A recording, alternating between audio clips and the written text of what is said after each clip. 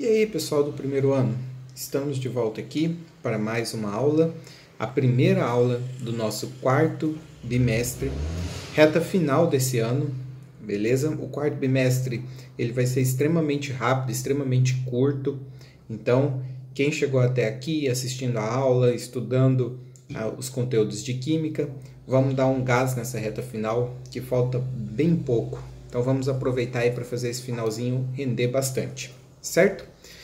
Galera, então nós encerramos os estudos de três funções orgânicas, que são os ácidos, os hidróxidos e os sais. Lembrando que os hidróxidos também podem ser chamados de base. Hoje nós vamos falar quais são os principais ácidos, hidróxidos e sais presentes no nosso dia a dia, no nosso cotidiano. E também nós vamos falar sobre um conceito que está diretamente relacionado à questão de ácidos e bases, que é o pH. Bora lá? Então, a gente vai entender o que é pH e antes a gente tem que discutir algumas coisas. Pelo que nós estudamos, a definição de ácido são substâncias que quando você joga em água, libera esse cátion aqui, ó, conhecido como H+. Ok? Já os hidróxidos são substâncias iônicas que possuem esse ânion aqui, que é o OH-, tá? Conhecido como ânion hidróxido. E bem, pessoal, se você jogar um hidróxido em água, ele também vai liberar ânions OH-. E por que nós estamos revendo isso, pessoal? Porque então, se na água houver uma grande quantidade de H+, tá? A gente diz que aquela água ela está ácida, beleza? Então, acidez na química é algo que se mede pela quantidade de H+. E basicidade está relacionado ao OH-. Então, se a água, né, a solução tiver um excesso de ânions OH-, a gente diz que ela está básica, ou também podemos dizer que ela está alcalina. Tá? São sinônimos. Básico e alcalino significa a mesma coisa, beleza? pH, então, é uma escala de medida, ou seja, ela vai me dar um valor que vai determinar para mim qual é o grau de acidez de uma solução aquosa. Solução aquosa é água misturada com outras substâncias, beleza? Então, se eu quero saber se aquela solução está ácida, se ela está básica, se ela está neutra, o que eu vou fazer? Eu vou medir o tal do pH, que, diga-se de passagem, pessoal, tem que ser escrito dessa maneira que vocês estão vendo, com P minúsculo e H maiúsculo, certo? Como que funciona esse pH? Pessoal, a escala de pH ela é uma escala que vai de 0 a 14, ok? E bem, o valor que está exatamente no meio entre 0 e 14, o valor 7, tá? Atribui-se a uma solução neutra. Uma solução neutra, ela não tem nem excesso de H+, nem excesso de OH-, ela tem a mesma quantidade dos dois, ok? Então, ela não é nem ácida, nem básica. Teoricamente, a água pura, ela é neutra, ela tem pH 7. Na prática, pessoal, se você pegar a água da torneira da sua casa e medir o pH, vai dar um valor um pouquinho menor que 7, porque tem algumas substâncias dissolvidas nela que interferem no pH. Mas se nós pegássemos água pura, sem nada dissolvido, o pH seria 7. E aí o que acontece? Caso o pH tenha valores menores do que 7, a gente fala que nós temos uma solução ácida, certo? E quanto menor o valor, mais ácido. Então, se eu pegar uma solução com pH 2 e a outra com pH 4, como as duas têm pH menor que 7, as duas são ácidas. Mas eu posso dizer que a solução de pH 2 é mais ácida que a solução de pH 4. Beleza? Porque quanto menor o pH, mais ácido. E a valores acima de 7 são referentes a soluções básicas ou também conhecido como soluções alcalinas. Então, se eu medir o pH de uma determinada substância e o pH, por exemplo, der 11, eu sei que aquela é uma solução básica, que ela tem excesso de OH-. Beleza? E quanto maior o valor, mais básico. É importante, então, que vocês saibam isso, certo? E nessa imagem nós temos alguns exemplos aqui de materiais, de substâncias e o respectivo pH. Então, a água pura, como eu comentei com vocês, ela teria o pH 7. E aí, indo para o lado aqui do ácido, o leite, por exemplo, ele é levemente ácido, o pH dele é 6. Eu digo levemente, pessoal, porque está próximo do 7, está próximo do neutro, tá? Então, ele é ácido, mas é bem pouquinho. E aí nós temos outros exemplos. O café já é um pouco mais ácido, tem pH 5. O tomate, pH 4. O vinagre já é bem ácido, tem pH 3. O limão, ele é ainda mais, pH 2. O ácido estomacal, que inclusive nós vamos comentar daqui a pouco, tá? Vocês já devem ter visto na biologia que quando nós vamos fazer digestão, o nosso estômago ele libera um ácido. E o pH desse ácido é 1, beleza? Bastante ácido. E a bateria aqui, bateria de automóvel, tem uma solução, tem um líquido dentro dela que é bastante ácido, que tem um pH 0, beleza? E para o lado do básico, para o lado alcalino, né, as substâncias que tem bastante OH-, nós temos o sangue, que é levemente básico, né, pH 8, bicarbonato de sódio, que vocês compram em supermercado, usa-se, né, como para fazer receitas aí, como um fermento, tem pH 9. O antiácido estomacal, um remédio para quem tem gastrite, né, pH 10. Uma solução de amônia, alguns produtos de limpeza são à base de amônia, tem pH 11. O sabão, tá, que a gente utiliza aí para nossa higiene, pH 12. O alvejante, né, conhecido como água sanitária, é bastante básico, pH 13. E o desentupidor de pia, que é um negócio que é a soda cáustica, muitas vezes compra-se no supermercado como diabo verde, é uma substância extremamente básica, extremamente alcalina, de pH 14, certo? E pessoal, existe algo muito interessante, conhecido como indicador ácido-base, que são substâncias, né, que você pinga uma gotinha ali na sua solução, no seu líquido, e ela vai mudar de cor conforme o pH, certo? Isso é muito utilizado em laboratório de química. A principal, pelo menos a que eu mais utilizei até hoje, foi uma substância conhecida como fenolftaleína, tá? Você pinga umas gotinhas dela e o que vai acontecer, pessoal? Se a minha solução tiver um pH menor que 8,2, ou seja, se ela for ácida, se ela for neutra, ou se ela for levemente básica, quando você pingar uma gotinha não vai acontecer nada, ela não muda de cor, tá? Ela é incolor. Entretanto, se eu tiver uma solução básica, uma solução com pH acima de 8,2, ela fica rosa, né? Então, a fenolftaleína ela é utilizada para você saber rapidamente ali se você tem uma solução ácida ou básica, né? Se você pingar uma gotinha de fenolftaleína e ficar rosa, você sabe que aquela solução é básica, ok? Tem pH acima de 8.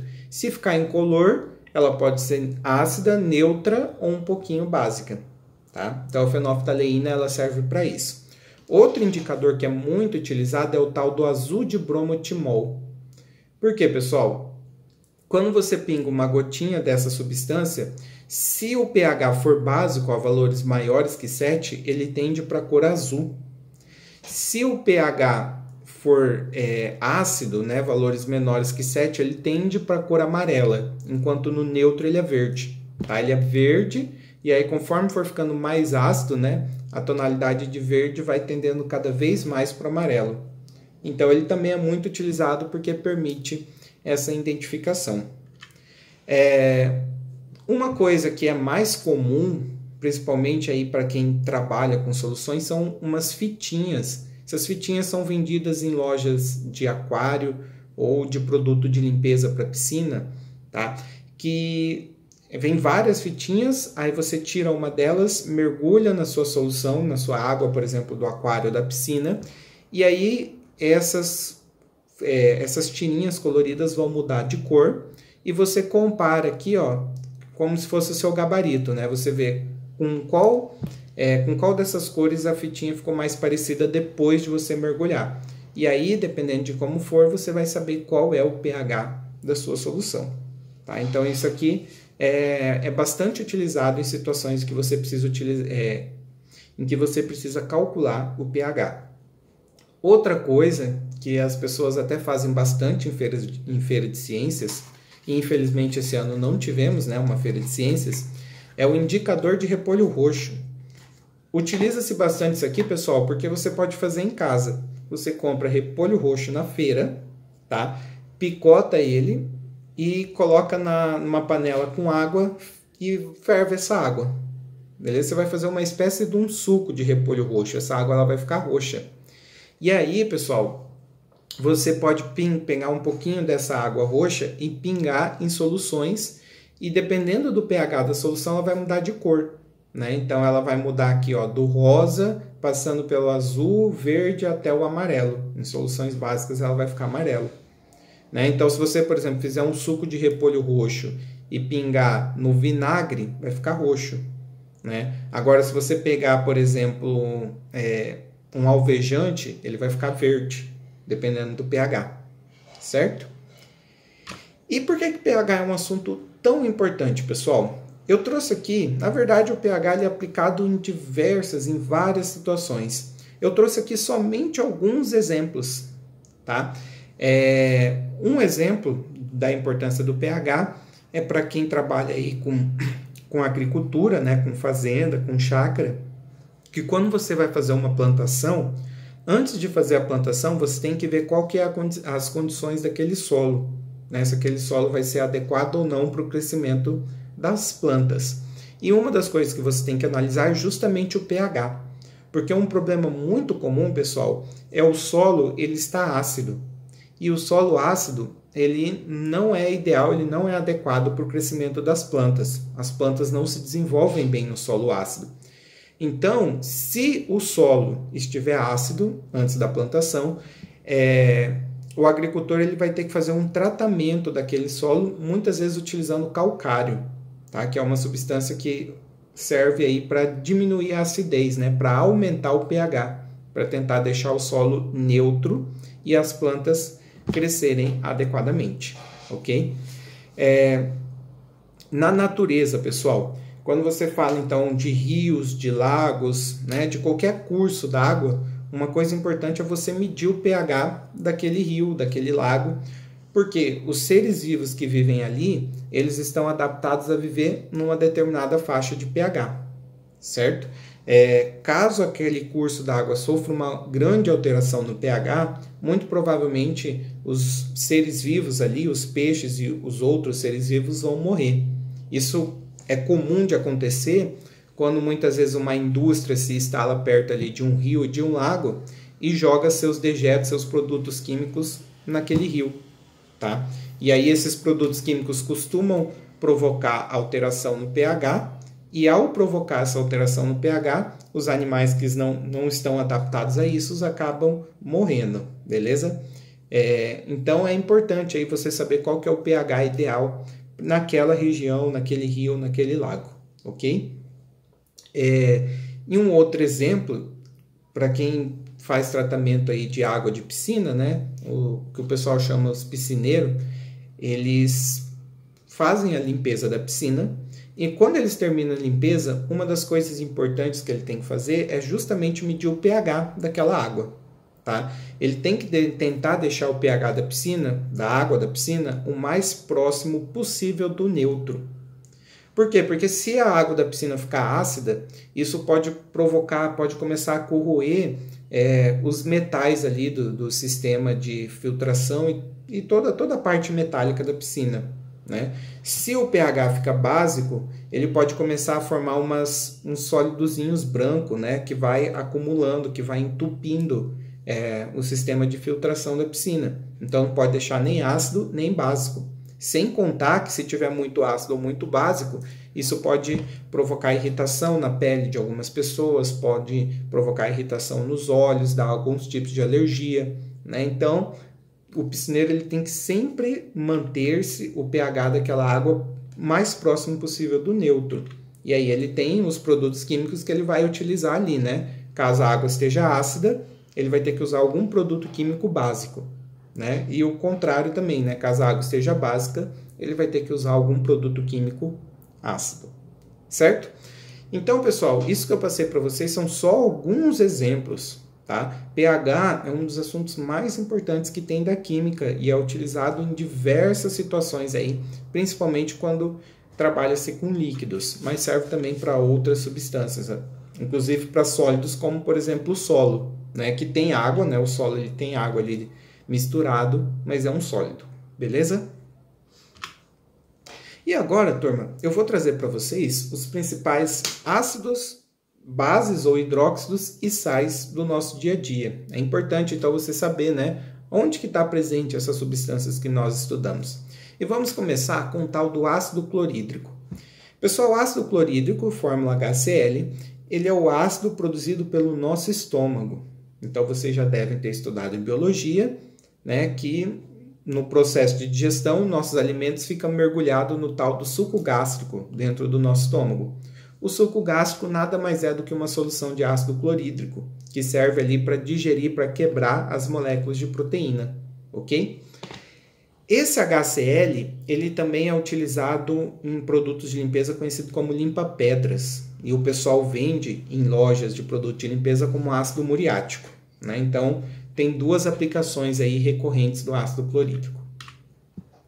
Outro exemplo, pessoal, o ácido sulfúrico. Esse ácido, ele é talvez uma das substâncias mais importantes que o ser humano fabrica.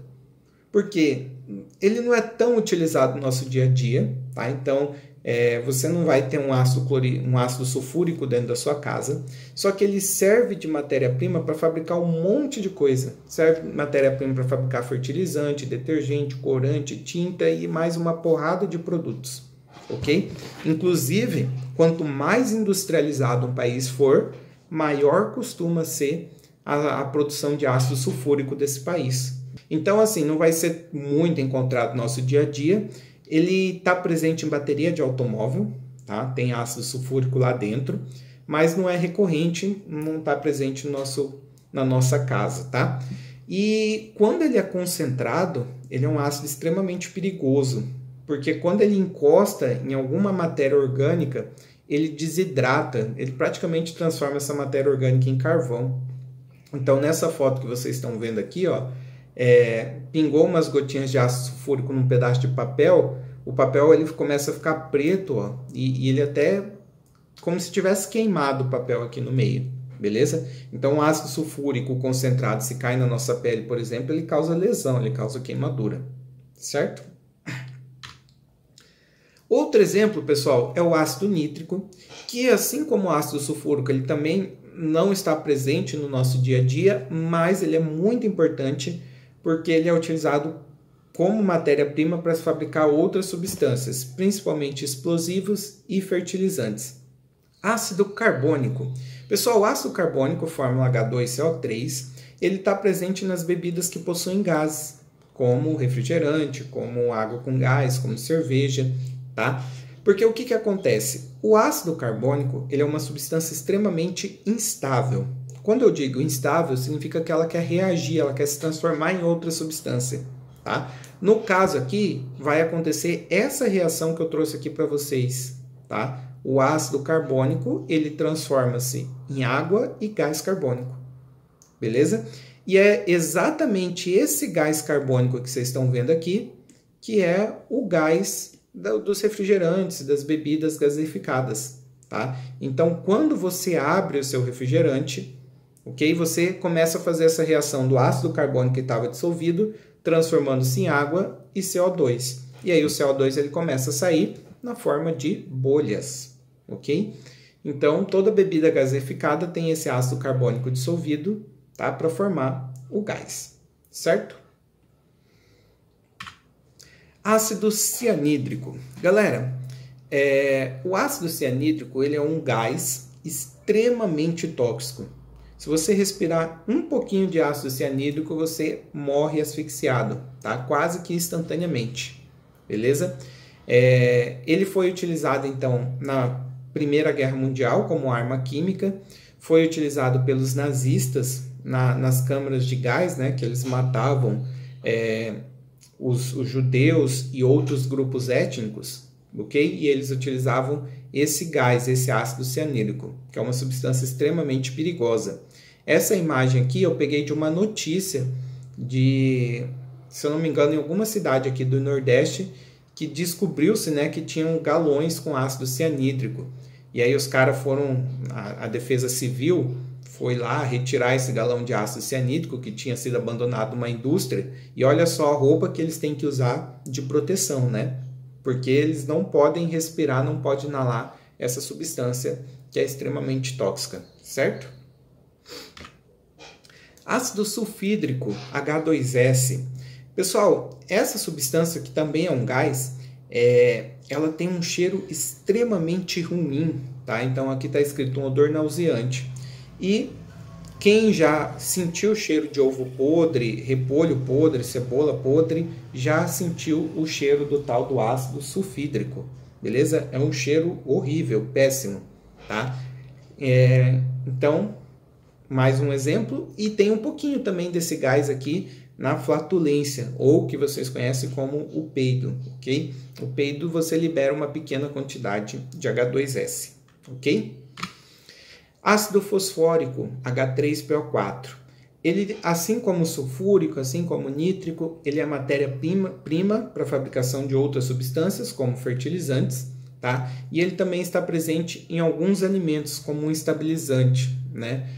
Principalmente Coca-Cola. A Coca-Cola é um refrigerante que, além do ácido carbônico, que faz o gás, também tem um ácido fosfórico, que serve justamente para conservar esse produto por mais tempo, né? Um produto que não estraga com facilidade. E um dos motivos é justamente a presença desse ácido fosfórico. Ácido acético, tá? Ele tem uma fórmula um pouquinho diferente do padrão que nós estamos acostumados, que é o quê? Pelo que nós estudamos, pessoal, ácido sempre começa com H, não foi? E aí você vê essa fórmula aqui do ácido do acético e a fórmula não começa com hidrogênio. Essa substância aqui, ele é um ácido orgânico e a química orgânica, que nós iremos estudar no terceiro ano, ela usa algumas notações diferentes da inorgânica, que é a que nós estamos estudando agora, tá? Então, para vocês, ácido tem que começar com H, mas o ácido acético ele é uma exceção, beleza? Ele não começa com hidrogênio, e inclusive o hidrogênio que ioniza nele é só esse último aqui, ó.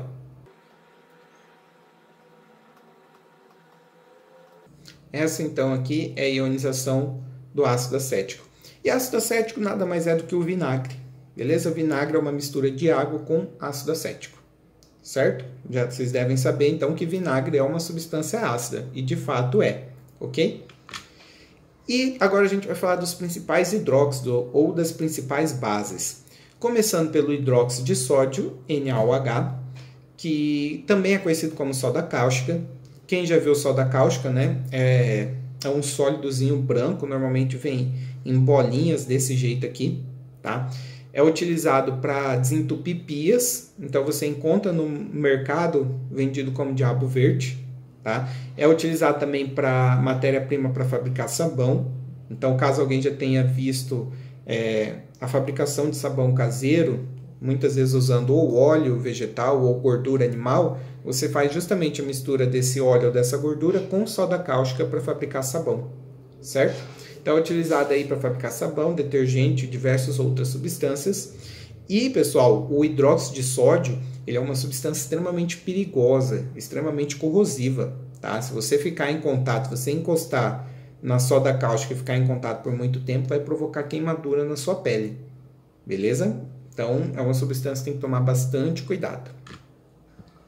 Hidróxido de cálcio, que é o CaOH2, é uma das substâncias que estão presentes na argamassa, no cimento, né? Então, muitas vezes você compra o cimento, aquele saco com pó cinza, que é cal, óxido de cálcio, tá? E aí, para fabricar o cimento, você tem que misturar com areia, com água, com pedra, né?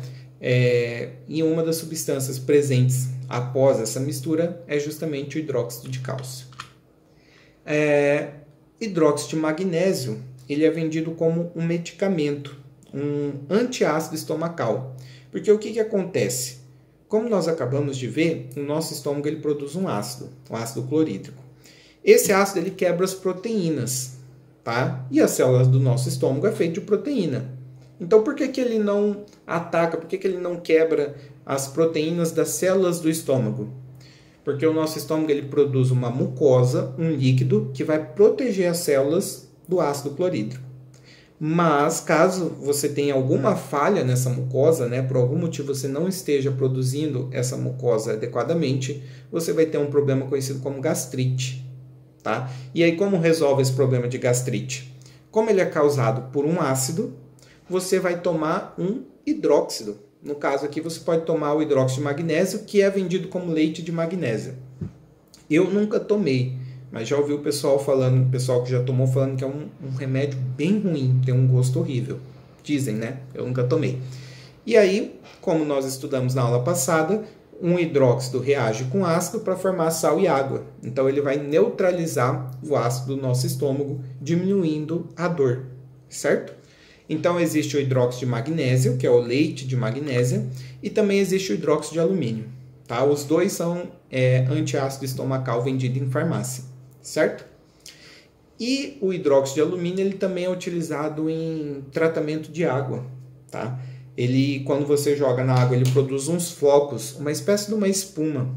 E essa espuma ela é utilizada justamente para juntar, para acumular toda a sujeira na água dela. Tá? Então essa espuma ela vai acumulando a sujeira e aí você depois só tira a espuma, né? Tira esses flocos e você já consegue eliminar bastante das partículas sólidas que estão presentes na água. Então a estação de tratamento de água e esgoto, né? Utiliza bastante o hidróxido de alumínio. Hidróxido de amônio, NH4OH, ele é conhecido como amoníaco, né? Ele é um produto de limpeza. Então, vai ter vários produtos à base de amoníaco, tá? Que é a base, então, do hidróxido de amônio. Que, diga-se de passagem, pessoal, é o único hidróxido que o cátion não é um metal, tá? O cátion é esse NH4+, aqui, ó, conhecido como amônio, certo? E aqui eu também trouxe alguns dos principais sais, tá? Não trouxe fotos, porque em alguns casos não tinha umas fotos muito legais para serem mostradas. Mas quais são alguns dos principais sais? Existem vários, tá? Mas nós temos o cloreto de sódio, que é o sal de cozinha, que é o sal que vocês conhecem como sal, utilizado aí como tempero de alimento, né, que você tira do mar. Temos o carbonato de cálcio, que é conhecido como calcário. Como eu comentei com vocês lá atrás, é essa substância aqui que é utilizado para fazer correção do pH do solo. Então o agricultor ele vai plantar, percebe que o solo está muito ácido, ele utiliza calcário, tá? E é utilizado em outras situações, está presente em alguns tipos de mármore, certo? O sulfato de sódio é uma substância conhecida como sal de Glauber, tá? E é um laxante. Então tem algumas farmácias que vendem esse tal de sal de Glauber, né, para quem tem intestino preso, justamente porque esse sal aqui, ele solta o intestino, ele atua como um laxante, o sulfato de sódio. Ok? Hipoclorito de sódio. Talvez você já tenha ouvido falar nesse tal de hipoclorito de sódio. Pessoal, isso aqui é o que vocês conhecem como água sanitária, que boa. Tá? Então, a que boa é uma mistura de água com esse sal aqui, ó, com NaClO. Fluoreto de sódio, NaF. Isso aqui é o que está presente é um sal que está presente nas pastas de dente. Então, acho que todo mundo já leu numa pasta de dente lá, contém flúor ativo.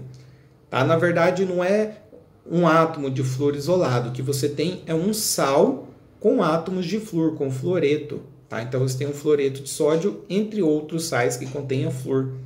E isso está presente nas pastas de dente porque torna os nossos dentes mais resistentes a cáries. Certo? Sulfato de bário. Isso aqui é utilizado quando você vai fazer radiografia de algum órgão, principalmente do sistema digestivo. Né? Então você precisa tirar uma radiografia para ver se tem algum problema no estômago. Tá? Você bebe um pouquinho de sulfato de bário e aí enquanto ele estiver passando pelo seu sistema digestivo, você tira a chapa, o raio-x, e aí o médico ele consegue visualizar os seus órgãos internos por conta desse sal aqui, do sulfato de bário. Carbonato de lítio, ele é um medicamento, um medicamento conhecido como Gardenal, utilizada aí para quem tem alguns distúrbios mentais ou depressão, né, um antidepressivo. O sulfato de alumínio é uma substância que o pessoal chama de pH-, né, que serve justamente para corrigir o pH de piscina. Então, os piscineiros aí, eles têm que ter essa substância. Quando ele percebe que o pH da piscina não está no valor ideal, ele usa então esse sulfato de alumínio, beleza? Ele é uma substância que vai diminuir o pH. Então, ele vai ser utilizado, se o pH da água está básico, está alto, tá? Você utiliza isso aqui para diminuir. E o fosfato de cálcio, ele é o principal componente nas pedras de rins. Tá? Então, não sei se você já viu algum parente expelindo pedra de rim, que é um negócio horrível, né, de dolorido, e aí às vezes o pessoal até guarda a pedrinha que é expelida.